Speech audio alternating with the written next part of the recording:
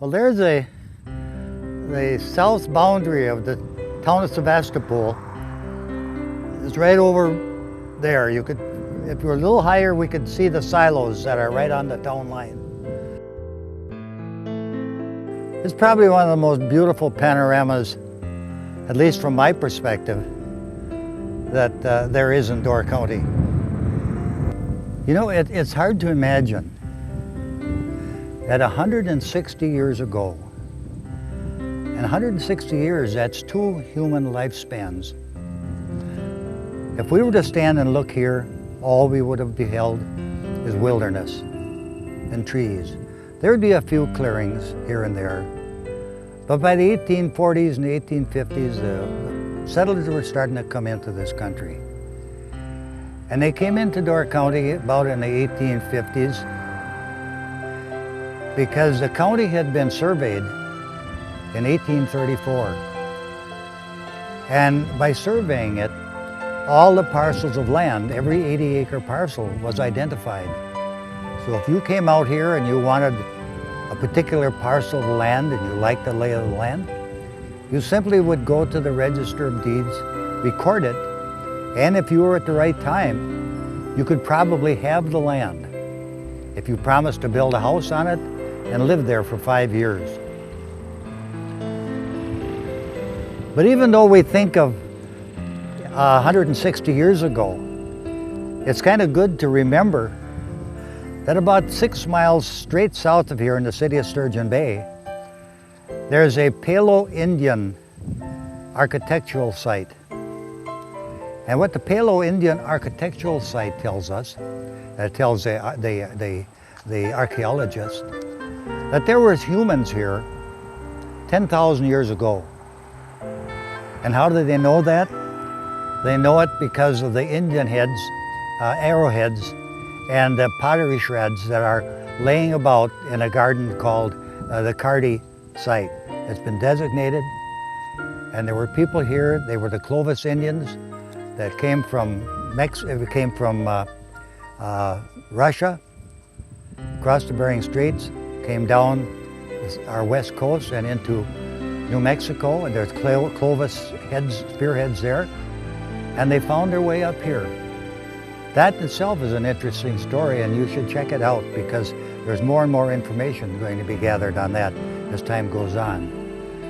So we weren't the first ones here, and our pioneer forefathers weren't the first ones here. But when they came here, I'd like to have you for a minute think about looking over this site and seeing nothing as far as the eye could see is solid trees. And they weren't little trees, they were big trees because they had never been cut. Thick forest, mostly of hardwood, some cedar, some other softwoods.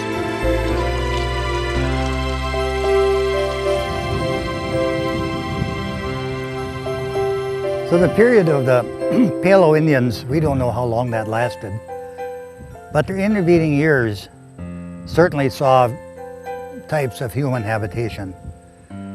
Nothing was organized. Hunter-gatherer Indians, some of them probably never ventured to the interior because of the abundant resources on both of our coasts for fish and other wildlife. But it wasn't until the 1600s that the Spanish and the French explorers began to penetrate the Great Lakes and discovered there was a great land here. It was claimed by a number of nationalities. First, it was claimed by the French, and up until 1812, it was claimed by the British. The War of 1812 ended that. It then became part of the United States. And in 1834, it was decreed by Washington, part of the Northwest Ordinance, that this area should be surveyed and measured. Now, if you can imagine the implements that these fellows had back then, walking through this thick brush, probably in times can't see where the sun is, and the only thing they had really of any kind of instruments was a compass, a sextant, and a chain. And they would go through the wilderness, and every mile they would pound in a stake or identify a tree, but usually pounding in a cedar stake. And it was unbelievable as it may seem. I was on a county board at that time, and the state decreed that all of the monuments that were put out in the by 1834 should be reestablished to make sure they're accurate. As incredible as it may sound, 95% of the stakes that were pounded in the ground in 1834 were exactly in the right place. Well, there was a lot of unrest in Europe, and migration began. There was a potato famine, there was the wars in Germany, and people saw the free land in America as an opportunity to start life over again under a totally different condition. So they came to America any way they could get here. Of course, it's always by boat, but it was always sometimes under the most horrible conditions. They got to America, and they were met at the shores by scoundrels, no doubt. But usually what would happen, they'd send one of their friends over here early. And that friend would explore the countryside and to identify where the good land was and where the poor land was. And they could do that very easily, because when the first surveyors came through here, another one of their jobs to identify what kind of vegetation was on the land. So we knew already by 1835 where the good timber was and where it was possible that the loggers could move in and find the good timber. And those maps of the early people, the early surveyors, were very, very important. So the immigrants began to come, trickle at a time, and by 1860, about the time of the Civil War, there were a few people were around here. Now imagine what they had to face. The first thing you'd had to face was finding yourself shelter for the winter. And after that, you'd have to find some way to clear those big trees off your land. And a lot of times they would just fell them and let them lay a year or so and then burn them. Millions of board feet of good hardwood timber was simply burned.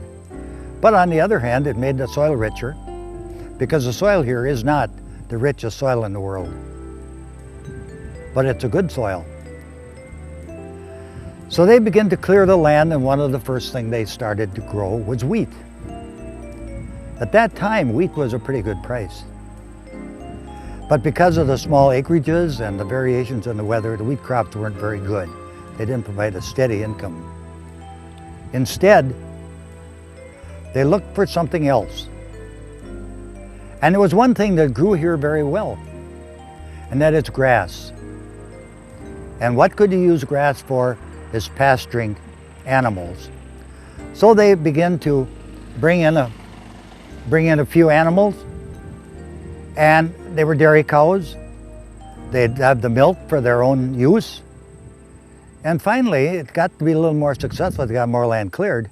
They would be able to move more cows, because you could breed a cow and get a calf, and 50% of the time there could be a heifer, so you got another cow.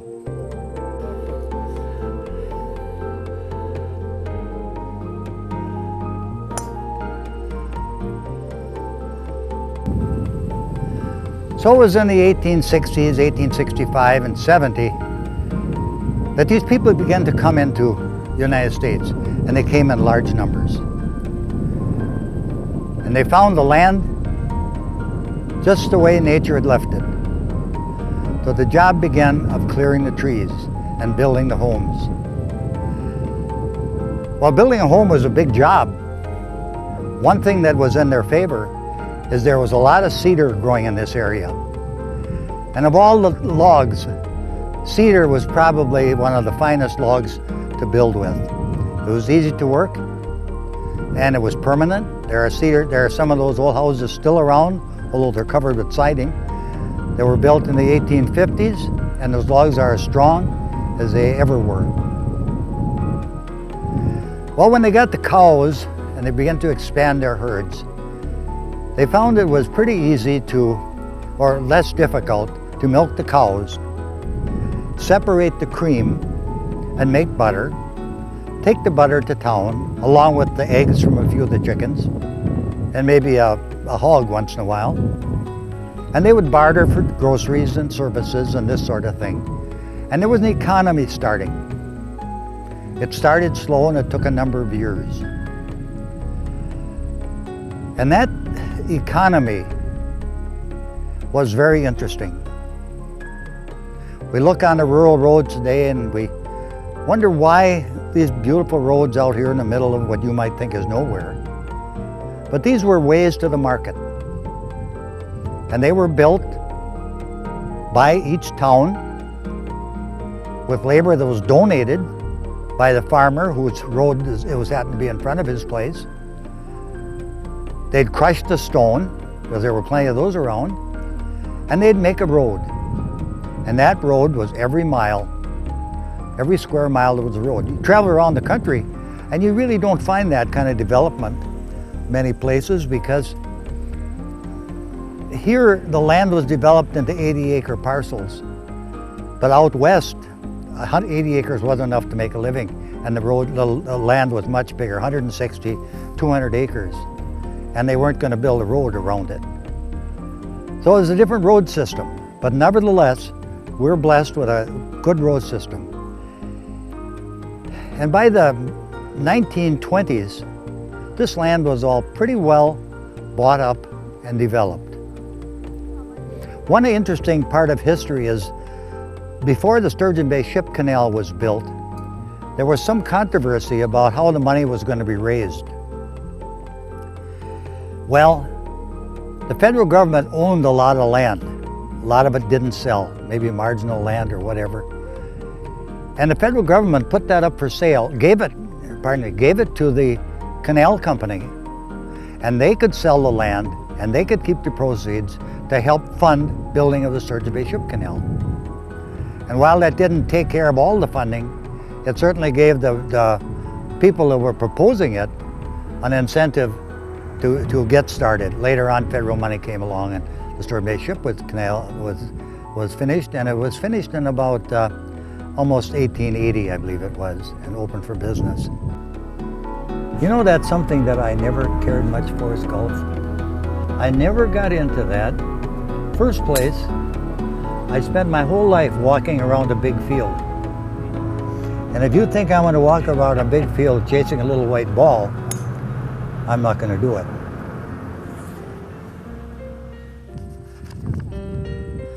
So during that period, houses were built and barns were built. And the barns that you see out here, that you've seen in the past panorama shots, were barns that were built about the 1900s and before. Many of the barns were built in the 1890s. And the reason why the barns is these big hip roof barns is because it provided ample room to store the fodder or hay for the cows. You needed a lot of room to store the hay for the cows. So you could store it in these big barns. Today they have absolutely no use at all. They're a liability. What we're looking at, what you think is so picturesque in the countryside, is a lot of unused and unwanted assets. Many of them are being abandoned. Many of them are being torn down to salvage the lumber. And many of them just fall apart, because putting a roof on a building that you don't use is an enormous cost. Another thing that was happening at the same time, and it's really unique that we're standing in this spot, is the cherry industry developed. Developed about in the 1890s or so, maybe a little later than that, I think about 1900. And where we're standing right here now was part of the most concentrated cherry growing area in the United States. We had two of the largest orchards in the world here, Martin Orchards, Reynolds Brothers. And every little farm in this area had a 5 or 10 acre cherry orchard. And that was kind of neat because as kids you could get a job picking cherries for 7 cents a pail. You work all day, you'd have $1. But that was a real dollar. Not only that, but because we had the factories here, there was a ready market for the cherries. And the cherry business grew on until in 1946. Door County produced 46 million pounds of cherries. Now that's a lot of cherries. That was the highest year's production we ever had. After that, and after the Second War, the cherry business began a long period of decline. And a lot of people have speculated on why that happened. My hunch is that with the disappearance of cheap labor and cheap land, the cherry business could not be competitive in the world. Michigan produced more cherries per acre than we could, and they were earlier on the market than ours were.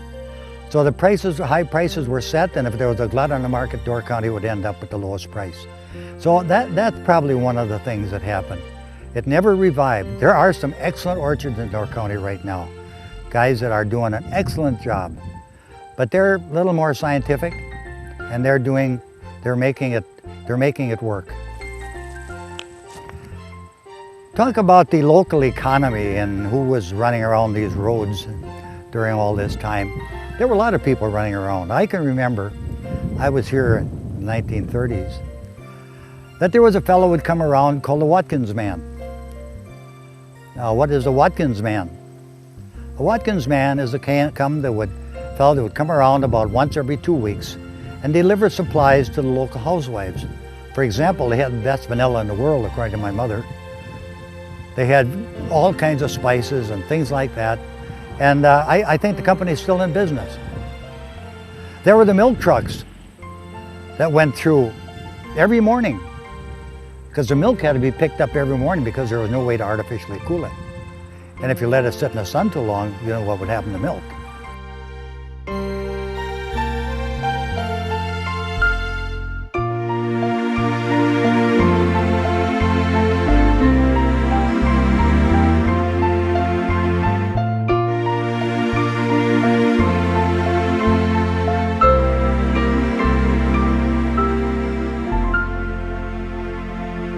This was kind of an economy, almost self-sustaining, with the sale of milk and other products.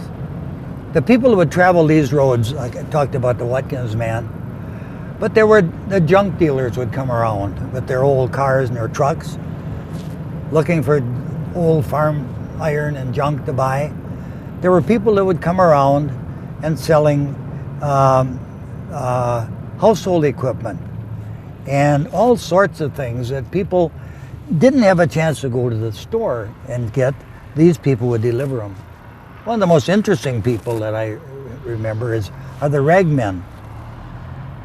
They'd come around and looking to buy the old household cloth and rags and things that were around that couldn't be used anymore, bundle them up in the back of their old car and drive off.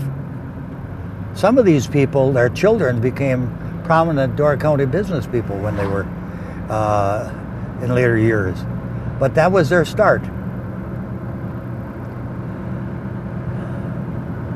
One of the big things, of course, and there's another story been printed in that in 1918, was the development of the Sevastopol school district. You can imagine in those pioneer times that the importance of education, we might miss the point, but education was an important part of the community life along with church life. Churches were strong. People would end up never missing church on Sunday, and the kids had a chance to go to a good grade school. That was a profound piece of work done by a group of local housewives that decided in 1918, while they were sewing bandages for the World War I troops, that maybe we ought to consolidate all these little one-room schools around the community and make one big school. The idea was absolutely incredible. Whoever heard of that? In fact, nobody ever heard of that. This was the first one in the United States, the Sevastopol consolidated school system. But after the Second World War, things began to change. The opportunities on the farm were not as great. Kids were getting an education, they were going off to college, they found out that there are other ways of making a living besides the farm. And besides, if you got 6 kids, only one of them can inherit the farm. So the others had to find something to do, and they did. They went to other cities, they went around the country, and they found good jobs, good high-paying jobs. And so it was goodbye Door County forever, unless they decided to come back for a week in the summertime. But for those that stayed on the farm, it was hard work. It was a stressful life, and one that probably didn't have the greatest number of economic rewards that a person could hope for. But people stayed at it. Tractors were coming on board. One man could do more work. And then finally, by the mid-60s, the dairy industry was in decline. To the point that today, that you see all of these big barns standing around, they're all empty. The land is still being used, but it's being used in different ways, in crops that were never invented or never heard of back in the early days, such as soybeans. The advent of the large tractors and equipment brought an economy to scale that brought the bigger farms could be operated. They were more efficient, and it didn't take as much manpower to get that done. So the world changed, and changed drastically, and it's still changing.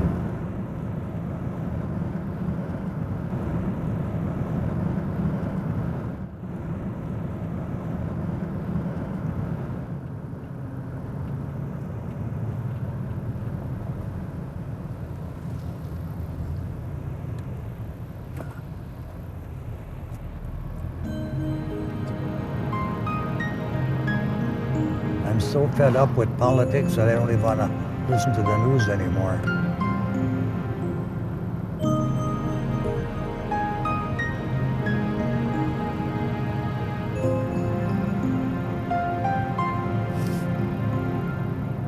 Boy, I always wanted to get a little shot of this road. Well, now you got it. Down here, it's not too tricky.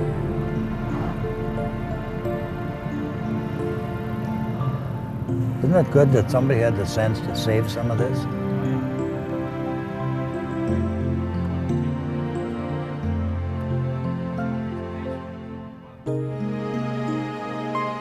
Whitefish Dune State Park. There we go. Looks like you won't be alone. Yeah. Oh. This is a result of the windstorm. I was wondering, it's so sparsity. It is. It was almost total devastation. Probably because of the shallow soil. Can't park here. Is there anybody leaving? I don't think so. I think this is.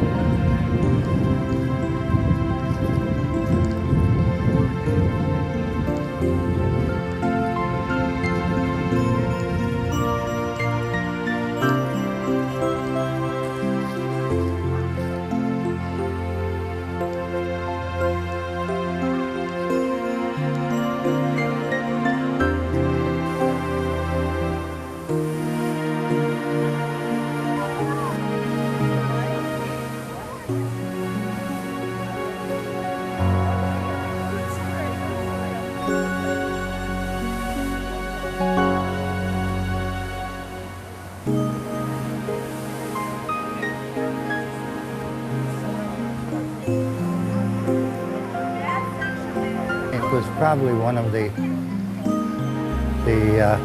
most popular places in Door County. As you can see by the rocks, it's certainly ancient, carved out by the glacier 10,000 years ago or longer. We take it for granted, but it's one of the greatest resources we have in America is our abundance of fresh water.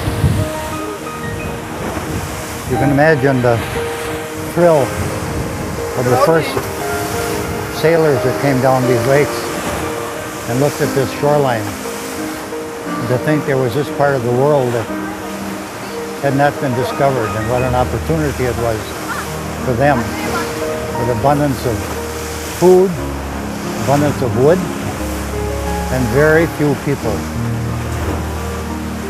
They encouraged development that's almost unbelievable.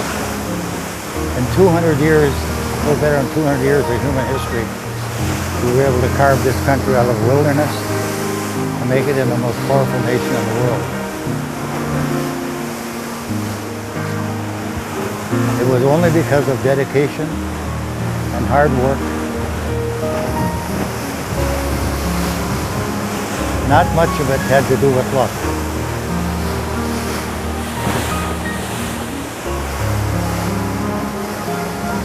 Let's hope we have enough courage to support, to continue to support these areas so generations in the future can look at them and marvel as we are marveling today.